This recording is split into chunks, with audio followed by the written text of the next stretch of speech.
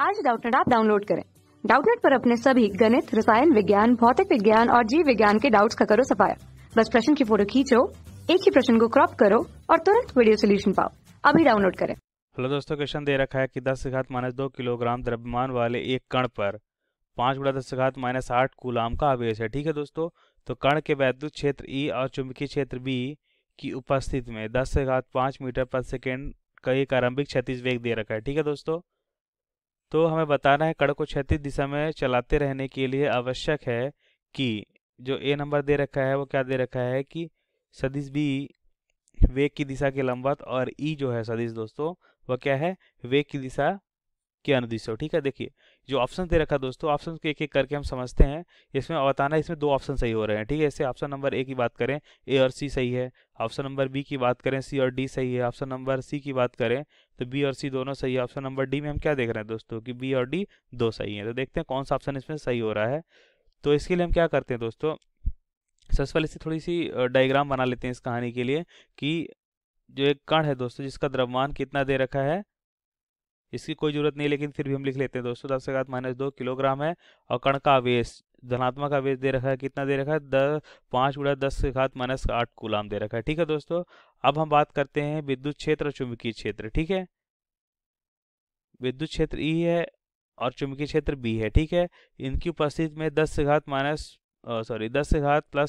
Metre प्रति second के आरंभिक क्षैतिज वेग से एक जो आवेश है दोस्तों क्या कर रहा है, गति करता है। ठीक है, तो उसका वेग दे रखा है 10⁵5 मीटर प्रति सेकंड। ठीक है, 10⁵5 मीटर प्रति सेकंड। ओके, अब हम बात करते हैं दोस्तों यहाँ पे कण के क्षैतिज दिशा में चलते रहने के लिए क्या आवश्यक है। ठीक है, अगर कण क्षैतिज दिशा में चल रहा है मतलब वो एक ही दिशा में चले और क्षैतिज दिशा। ठीक है, कह सकते हैं अगर एक्स दिशा में कण चल रहा है ना, तो वह क्या कौन सी स्थिति होगी। तो इसमें पहला ऑप्शन दे रखा है कि हमें बताना है कि जब क्या हो बी वेग की दिशा के लंबवत और E वेग की दिशा के अनुदिश हो। ठीक है, तो देखिए यहाँ पे अगर हम देखें दोस्तों कि चुंबकीय क्षेत्र और विद्युत क्षेत्र है। ठीक है, तो B वेग की दिशा के लंबवत और E वेग की दिशा के अनुदिश हो। ठीक है दोस्तों, मतलब कहने का ये है कि E की दिशा और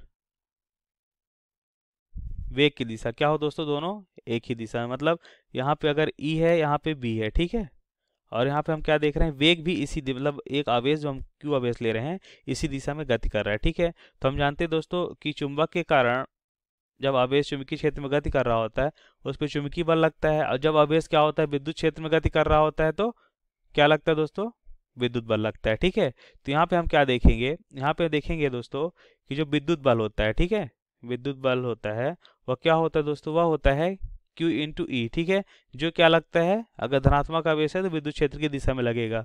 अब बात करते हैं चुंबकीय बल। ठीक है, यहाँ पे विद्युत बल E Fe से लिखा मैंने और मैग्नेटिक मतलब चुंबकीय बल को Fm से लिखा यहाँ पे। ठीक है, अब ये इसका मान क्या होता है, यह होता है दोस्तों आवेश V और B × sin थीटा। ठीक है, यह होता है चुंबकीय बल का फार्मूला। ठीक है, तो यहाँ पे क्या देखते हैं दोस्तों कि जब यह 90 डिग्री, यहाँ पे क्या देख रहे हैं जो थीटा होता है वो भी और बी के बीच का कोण होता है। ठीक है, तो यहाँ पे भी और बी के बीच कोण कितना है दोस्तों, 90 डिग्री है। तो 90 डिग्री होने को sin 90 का मान 1 होता है, मतलब यहाँ पे क्या आ रहा है दोस्तों, चुंबकीय बल भी आ रहा है। ठीक है, चुंबकीय बल मतलब प्रेजेंट है। ठीक है, क्योंकि थीटा क्या है 90 डिग्री है।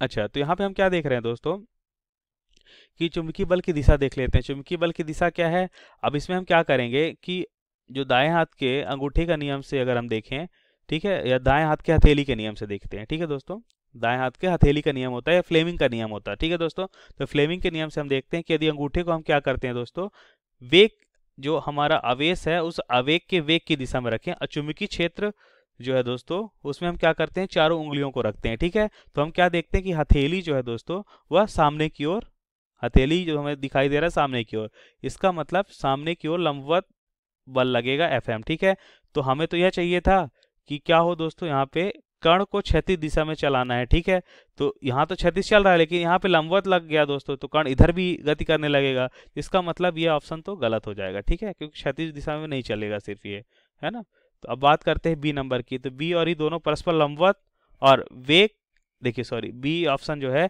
बी और ई दोनों क्या है दोस्तों, वेग की दिशा में हो। ठीक है, मतलब चुंबकीय क्षेत्र और दोनों वेग की दिशा में हो, ठीक है। तो मतलब इस दिशा में वेग है हमारा, एक आवेश है वो उसी दिशा में भी वेग से चल रहा है, ठीक है। उसी दिशा में हम क्या देखते हैं, एक विद्युत क्षेत्र ई भी देख रहे हैं और चुंबकीय क्षेत्र बी भी देख रहे हैं। तो हम क्या देखते हैं, यहाँ पे हम देखते हैं दोस्तों कि हमारा जो बल है दोस्तों किसके द्वारा, विद्युत के द्वारा, वह तो प्रेजेंट होगा Q इंटू ई, ठीक है। लेकिन अगर चुंबकीय बल की बात करें तो क्या हो जाएगा दोस्तों, यहाँ पे थीटा जो हो जाएगा मतलब किसके बीच दोस्तों, बी और v के बीच, ठीक है।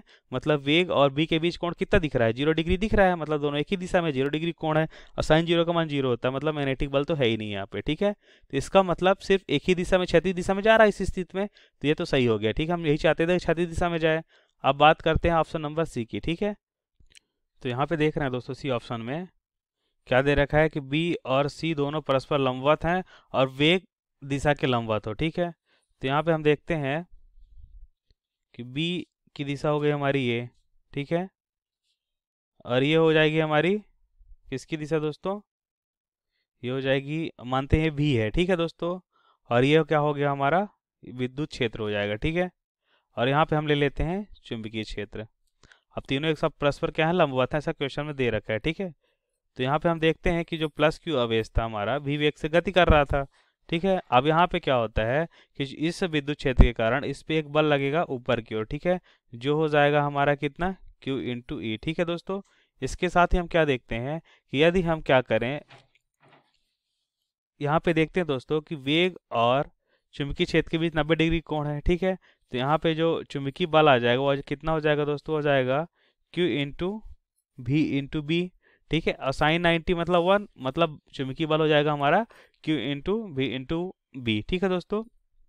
तो यहाँ पे हमें क्या मिला दोस्तों कि चुंबकीय बल तो प्रेजेंट है। अब इसकी दिशा देख लेते हैं, तो फ्लेमिंग के हम दाएं हाथ के नियम के अनुसार देखें दोस्तों, तो हम क्या करते हैं, अंगूठे को कहाँ रखते हैं दोस्तों, वेग की दिशा में रखते हैं, ठीक है। और उंगलियों को क्या करते हैं दोस्तों, चुंबकीय क्षेत्र की दिशा में रखते हैं, ठीक है। तो हथेली हमारी किधर की ओर दिखाई देती है दोस्तों, नीचे की ओर दिखाई देती है, ठीक है। इसका मतलब हथेली के तल के लंबवत नीचे की ओर हमारा क्या लगेगा, चुंबकीय बल लगेगा, ठीक है। तो यह हो जाएगा हमारा चुंबकीय बल, ठीक है दोस्तों। यह हो जाएगा हमारा विद्युत बल, यह हो जाएगा चुंबकीय बल।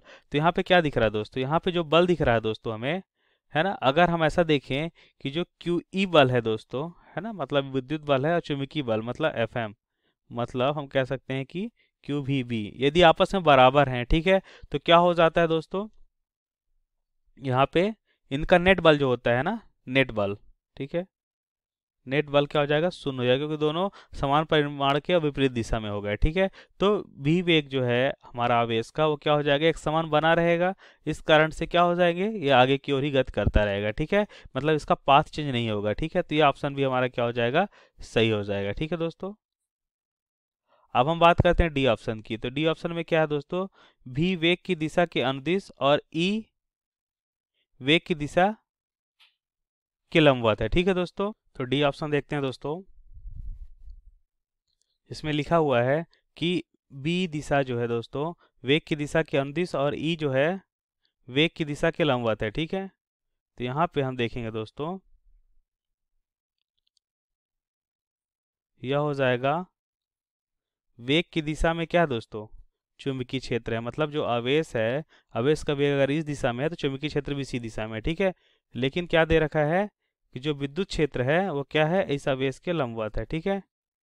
विद्युत क्षेत्र ई है वो इस आवेश के लंबवत है। तो यहाँ से हम क्या देख सकते हैं दोस्तों, यहाँ से हम देखते हैं कि जो आवेश है हमारा, ठीक है दोस्तों, वह इस विद्युत क्षेत्र के कारण इस पर एक बल लगेगा ऊपर की ओर, ठीक है, जिसका मान हो जाएगा कितना दोस्तों, यह हो जाएगा Q इंटू ई, ठीक है। लेकिन हम देखते हैं दोस्तों B और V के बीच कितना कोण है, 0 डिग्री, अतः यहाँ पे चुंबकीय बल तो आएगा नहीं, ठीक है। अतः हमने देखा कि जो वेग की दिशा थी वो क्या हो जाती है, परिवर्तित हो जाती है, ठीक है, चुंबकीय क्षेत्र की दिशा में जाती है। यहाँ पे यह ऑप्शन गलत हो जाएगा, ठीक है, क्योंकि वो उसी दिशा में होना चाहिए, इसका दिशा परिवर्तित नहीं होनी चाहिए। तो यहाँ पे कौन सा ऑप्शन सही हो रहा है दोस्तों, यहाँ पे हो रहा है हमारा ऑप्शन नंबर सी और ऑप्शन नंबर बी, दोनों सही हो रहे हैं। सी और बी किस में दे रखा है, देखिए बी और सी दे रखा है ऑप्शन नंबर सी में, इसका सही ऑप्शन क्या हो जाएगा, सी नंबर इसका सही ऑप्शन हो जाएगा, मतलब सी में हमारा दोनों ऑप्शन दे रखा है, बी और डी। थैंक यू दोस्तों, सॉरी बी और सी। कक्षा 6वीं से 12वीं से लेकर नीट, IIT, JEE वो एडवांस के लेवल तक 1 करोड़ से ज्यादा छात्रों का भरोसा। आज ही डाउनलोड करें डाउटनेट ऐप या व्हाट्सएप करें अपने सारे डाउट्स 8400 400 400 पर।